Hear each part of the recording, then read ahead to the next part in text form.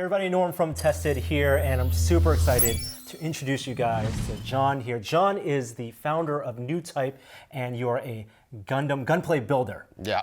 And I love Gundam. We've been trying to introduce the whole idea of snap-fit kits out there as a gateway to model kit building. And it didn't occur to me that there might be some great hobby builders and shops in the Bay Area. So NewtypeHQ, you guys are a store, but you also do demos and welcome people in to teach them how to build Gundam. Yeah, that's right. Well, you've brought some of the models that you build yourself, and they're truly stunning. So I wanted to share them with you out there and also learn from you, John, a little bit of your process, because these are amazing. So let's start right down the middle here. You've brought a couple pieces. This, I didn't know, what is this character? Oh, this is from the band. It's finger rice. It's Doraemon. So all the thing, I'm just from the box. It's like the street build, but I just want to try to show up more machine style. I just repainting something, so you can see more the details and some some metal things. So I just want to repainting. Right now, it's looking still like Doraemon, but it's more powerful. The machine style, right? I love it. It's a cutaway model. Yep. The Doraemon character, very popular, but it's a cartoon, right? It's like very flat, cell shaded, and so the contrast there, you really went all out with the metal painting. And painting gunplay kits is its whole art. Do you paint as you're building, or how do you design your paint scheme? Sometimes just follow the life. So because in the normal life, you can find some machine something, right? It's like technology or some cell phone inside. You can find some detail. You can match on the here, for example, like the here. You can find in the vehicle or motorcycle. Right. We just only want to find more idea for the model kits. Yeah. And at that scale, it really works. Like you're taking inspiration, you said, like from the real world, from things like technology, from things like car. Yep. Open the hood of a car. That's right. What's going to look shiny? Where are the pieces look chrome? So you work with a variety of paints, and is it are you painting the sub assemblies as you go along, or do you complete the assembly first and then paint? No, I'm just always doing the part by part painting. Yeah. So because, for example, just like the Doraemon, it's like the eyes right here. They just only have a few more simple parts, and I just doing some masking to hiding the color and repainting a lot of colors. Oh my gosh. That will have a lot of work, but yeah, after painting, it's fun. So you're masking like even a sub-assembly. That's right. A couple times, 3 or 4 times to get the 3 or 4 colors. Yes. And then airbrushing. Yes. Not just hand painting.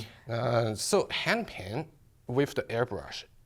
First time you will be confident which part is of hand paint, which part is airbrush.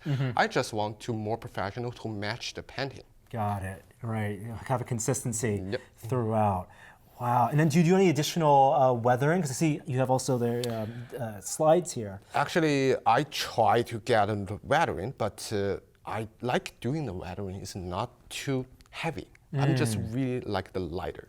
So more lighter weathering, looking is more comfortable. And especially, like I said, at this scale again, you don't need dripping oil everywhere. It just needs to look a little older. Yeah, no. So basically, I can doing that, but yeah, depends about the model case. For a project like this, how long would this take for you to completely build and assemble? This one is actually when I just building this one. It's the time is not so busy. The business is not too busy. I just try to take more fun. I think it's 1 week. 1 week. Okay. Yeah. All right. That's still a lot because it's not a big kit and it is all snap fit together. But just want to find more fun. So yeah. Moving on, now you've brought, this is an interesting comparison because this looks more traditional Gundam. Yep. Are these, they look different to me, but they're based off the same kit, is that right? Yes. And what grade is this? It's a 144 Chisan. 1/44th scale. So this is what you would normally get out of the box. That's right, it's a straight build. Straight up build. It still looks like you're doing pretty good cleanup. Are you pretty meticulous about the edges and sanding down? Yeah, that's normal. Spurs? Yeah. It's built into your process. You don't think it's anything special. Yeah. Experienced builder here. So now looking at this one here, they're based off the same kit. And I see, yes, it's painted differently, but also even the physical form is different. There's more here. What have you done to this one? I just try to repainting the color. That's the first. They have an idea to make the new color for this, and then try to make the plan to panel lining it. Make the scribing to add more the panel line.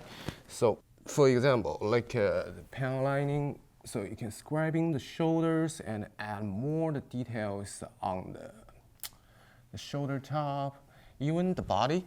I can try to add more the details for that. But the basic is high grade. They don't have a lot of color. You can looking is more better. I just try to add more the details on there and choosing 2 different blue to getting more the details on there. Yeah, and because like you're adding multiple tones of it's essentially the same color palette, you have to have the additional scribe lines. So those are lines that you actually draw in. I'm just using this the chisels to do the scribing. And you have like a straight edge that you, and you have to mirror it left and right side. That symmetry, I imagine, is going to be important.